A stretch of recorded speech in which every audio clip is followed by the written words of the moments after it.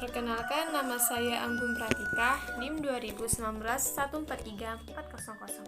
Di sini saya akan menjelaskan faktor-faktor yang melatar belakangi perkembangan kurikulum IPS di Indonesia. Sebelum kita mengetahui faktor-faktor apa saja yang melatar belakangi perkembangan kurikulum di Indonesia, kita harus memahami terlebih dahulu latar belakang masuknya IPS ke dalam kurikulum sekolah. Nah, latar belakangnya masuknya bidang studi IPS ke dalam kurikulum sekolah di Indonesia juga hampir sama dengan di beberapa negara lainnya, di antaranya situasi kacau dan pertentangan politik bangsa. Kondisi keberagaman budaya bangsa multikultur yang sangat rentan terjadinya konflik. Pada masa Repelitas I pada tahun 1969 sampai 1974, tim peneliti nasional di bidang pendidikan menemukan 5 masalah nasional dalam bidang pendidikan. Kelima masalah tersebut yaitu yang pertama, kuantitas berkenaan dengan perluasan dan perataan kesempatan belajar. Yang kedua, kualitas menyangkut peningkatan mutu kelulusan. Yang ketiga, relevansi tentang kesesuaian sistem pendidikan dengan kebutuhan pembangunan. Yang keempat, efektivitas sistem pendidikan dan efisiensi penggunaan sumber daya dan dana. Yang kelima, pembinaan generasi muda dalam menyiapkan tenaga produktif bagi kepentingan pembangunan nasional.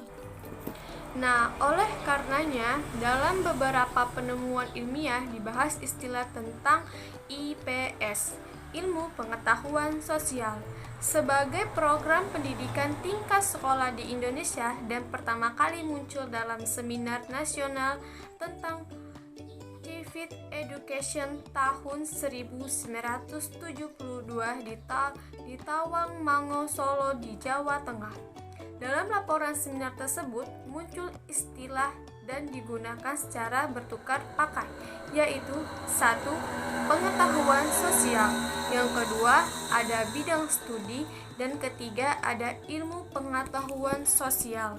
Konsep IPS untuk pertama kalinya masuk ke dalam dunia persekolahan di Indonesia pada tahun 1972 sampai 1973 yang diuji cobakan dalam kurikulum proyek Perintis Sekolah Pembangunan atau disingkat PSSP. IKIP Bandung, kemudian secara resmi dalam kurikulum 1975 program pendidikan tentang masalah sosial dipandang tidak cukup diajarkan melalui pelajaran sejarah dan geografi saja. Maka dilakukan reedukasi mata pelajaran di tingkat SD sampai SMA. Untuk beberapa mata pelajaran ilmu sosial yang serumpun digabung ke dalam mata pelajaran IPS. Oleh karena itu, berpelakuan IPS dalam kurikulum 1975 tersebut dapat dikatakan sebagai kelahiran IPS secara resmi di Indonesia. Perkenalkan, nama saya Nabila Abron, NIM 2019 143395. Akan melanjutkan penjelasan dari Anggun Pratika. IPS adalah sebuah bidang keilmuan yang dinamis karena mempelajari tentang masyarakat yang cepat perkembangannya.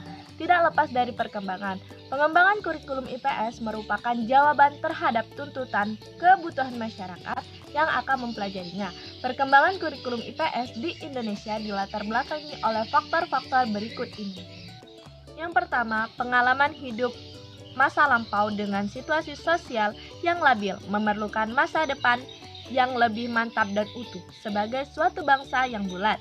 Yang kedua, laju perkembangan pendidikan teknologi dan budaya Indonesia memerlukan kebijakan pendidikan pengajaran yang seirama dengan laju perkembangan tersebut.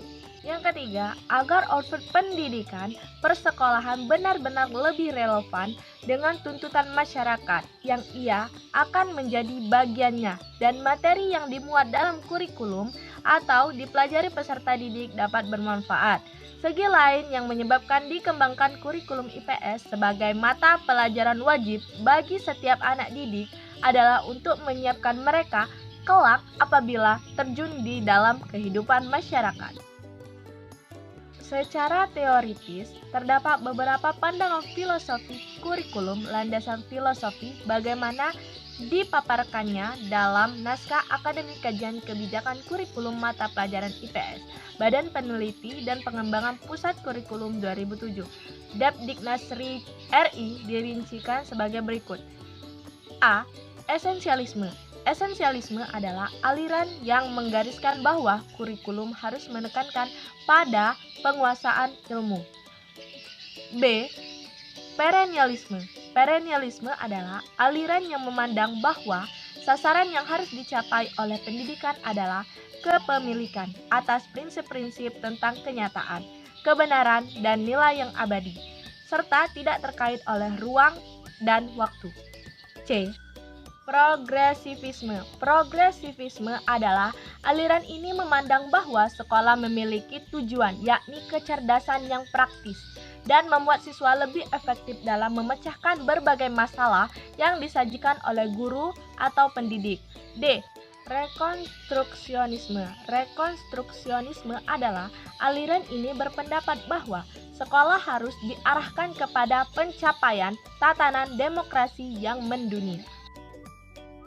Nama saya Dini Eka Nadia, NIM 2019143373. Baiklah, di sini saya akan melanjutkan materi B, perkembangan pendidikan IPS berdasarkan posisi kurikuler sejak kurikulum 1964 sampai dengan 2013. Bila dilihat pada kurikulum IPS jenjang pendidikan sekolah dasar, 1. Kurikulum tahun 1964 sampai 1968. Menjelang tahun 1964, pemerintah kembali menyempurnakan sistem kurikulum pendidikan di Indonesia dengan nama Rencana Pendidikan 1964. Pokok-pokok pikiran yang menjadi cirinya adalah pemerintah mempunyai keinginan agar rakyat mendapat pengetahuan akademik untuk pembekalan pada jenjang SD, sehingga pembelajaran dipusatkan pada program Pancawardhana, yaitu pengembangan moral, kecerdasan, emosional atau artistik, keprigelan, dan jasmani. Adapun sistem-sistem dalam penggunaan kurikulum 1964 sampai 1968 adalah sebagai berikut. 1. Penataan materi kurikulum tampak berdiri sendiri atau terpisah. 2. Tidak merupakan korelasi, tetapi merupakan broad filiat antara ilmu sejarah, ilmu bumi, dan pengetahuan kewarganegaraan. Kurikulum, nama bidang studi ini adalah pendidikan kemasyarakatan. Sedangkan kurikulum 1968, nama bidang studi pendidikan kewarganegaraan. 3. Kurikulum 1964 menggunakan pendekatan flashback atau khususnya sejarah nasional, mulai dari bahan sejarah yang dekat dengan anak, kemudian mundur ke belakang ke masa lampau yang lebih jauh. Sedangkan kurikulum 1968 menggunakan pendekatan periodisasi. 4. Kurikulum 1964 dan 1968 diajarkan sejak kelas 1. 2. Kurikulum tahun 1975 sampai 1986. A. Materi kurikulum 1979 masih tampak berdiri sendiri, belum ada korelasi antara berbagai disiplin ilmu penunjangannya. B. Materi kurikulum IPS 1986 ini ditata secara terpadu atau terintegrasi. Untuk kurikulum 1986 ditambah sosiologi dan hukum. C. Kurikulum 1975 unsur pendidikan kewarganegaraan dalam IPS dipisahkan dari IPS dan dijadikan bidang studi sendiri dengan nama Pendidikan Moral Pancasila atau PMP. Sedangkan bidang studi IPS ini diajarkan mulai dari kelas 3 SD. Hal ini dilaksanakan agar materi tidak memberatkan anak kelas 1 dan 2 dan agar jumlah bidang studi di kelas 1 dan 2 tidak terlalu banyak. D. Sejarah setempat atau lokal. Tempat berada dalam IPS, namun sejarah nasional sub-studi tersendiri yang diajarkan secara tersendiri mulai kelas 4 SD meskipun tetap berada dalam kelompok bidang studi IPS. 3. Kurikulum tahun 1994. A. Materi kurikulum IPS 1994 ditata secara lebih terpadu dan lebih sederhana dibandingkan dengan kurikulum sebelumnya. B. Dilihat dari cakupan materi terdiri dari pengetahuan sosial dan sejarah. Materi IPS ditata secara terpadu antara pokok bahasan yang ditunjang oleh beberapa konsep yang berasal dari berbagai ilmu atau disiplin sosial yaitu geografi, sejarah, ekonomi, lingkungan hidup, dan koperasi, politik, atau pemerintahan.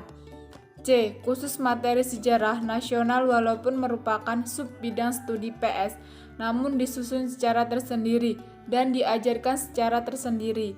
diajarkan secara tersendiri pula pada kelas 4 sampai kelas 6. D. Ditinjau dari tujuan kurikuler. Kurikulum 1994 lebih menekankan pada unsur tujuan pendidikan kewarganegaraan terwadahi dalam bidang studi PNP atau PKN. Saya, Sini Natalia, NIM 2019-143-370 akan menjelaskan tentang kurikulum tahun 2004, kurikulum tahun 2006, dan kurikulum tahun 2013 pada mata pelajaran ilmu pengetahuan sosial. Pada kurikulum tahun 2004, A. Pengetahuan sosial memuat materi pengetahuan sosial dan kewarganegaraan. B. Pengetahuan sosial disatukan dengan pendidikan kewarganegaraan dipelajari siswa mulai dari kelas 1 SD sampai kelas 6 SD. C. Pengetahuan sosial sejarah dan pendidikan kewarganegaraan masuk ke dalam mata pelajaran pengetahuan sosial atau IPS yang diajarkan mulai dari kelas 1 SD dan kelas 6 SD. Dan D. Merupakan korelasi berbagai disiplin ilmu seperti sosiologi, antropologi, sejarah, ekonomi, koperasi, geografi, dan politik kenegaraan dan sebagainya. Merupakan broad field antara geografi, sejarah, ekonomi, dan pengetahuan kewarganegaraan. Kurikulum tahun 2006. Kurikulum tahun 2006 atau dikenal dengan KTSP atau kurikulum tingkat satuan pendidikan, yakni model umum yang berisi kerangka dan model kurikulum lengkap yang langsung diaplikasikan ke dalam satuan pendidikan khusus melalui mata pelajaran IPS SD merupakan standar kompetensi kecakapan hidup dan telah dibekukan dalam kurikulum 2006 yang meliputi A. Kecakapan personal, B. Kecakapan sosial, C. Kecakapan intelektual, dan D. Kecakapan vokasional. Ciri-ciri kurikulum tahun 2006 adalah A. Ada kurikulum 2004 dinamakan pengetahuan sosial yang sudah terintegrasi dengan bidang studi PPKN atau disebut juga dengan mata pelajaran PKPS. Sedangkan dalam kurikulum 2006 dinamakan mata pelajaran IPS kembali seperti pada kurikulum 1994. Kurikulum 2006 merupakan kurikulum operasional yang disusun dan dilaksanakan oleh masing-masing satuan pendidikan sekolah. C. Sekolah atau guru mempunyai lulusan penuh untuk menjabarkan kompetensi menjadi beberapa indikator atau mengembangkan indikatornya sendiri. 6. Kurikulum tahun 2013. A. Kompetensi inti. Kompetensi inti dirancang dalam 4 kelompok yang saling terkait, yaitu berkenaan dengan A. Sikap keagamaan, B. Sikap sosial, C. Pengetahuan, dan D. Penerapan pengetahuan. Keempat kelompok itu menjadi acuan dari kompetensi dasar dan harus dikembangkan dalam setiap peristiwa pembelajaran secara integratif. B. Kompetensi dasar. Kompetensi dasar adalah konten atau kompetensi yang terdiri atas sikap, keterampilan, pengetahuan yang bersumber pada kompetensi inti yang harus dikuasai oleh peserta didik. Kompetensi tersebut dikembangkan dengan perhatian karakteristik peserta didik, kemampuan awal, serta ciri dari suatu mata pelajaran. Kompetensi dasar merupakan proses kompetensi dari setiap mata pelajaran untuk setiap kelas yang diturunkan dari kompetensi di inti.